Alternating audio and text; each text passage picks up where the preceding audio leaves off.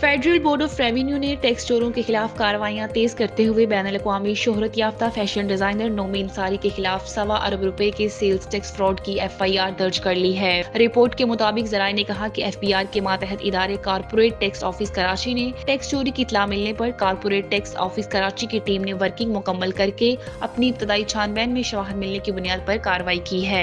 हकाम ने मजिस्ट्रेट से search warrant हासिल करने के बाद नोमी अंसारी की फैक्ट्री और शहर के मुख्तलिफ इलाके महरान टाउन, कुरंगी और DHA में वाक़या अहम आउटलेट्स पर छापे मारकर रिकॉर्ड कब्जे में ले लिया है। फैशन डिजाइनर के खिलाफ टैक्स रिमांड का ऑर्डर भी पास कर दिया गया है, जबकि बैनुल-अक़वामी शोहरत याफ्ता फैशन डिजाइनर नोमी अंसारी के खिलाफ ₹1.25 अरब के सेल्स टैक्स फ्रॉड की FIR दर्ज कर ली गई है।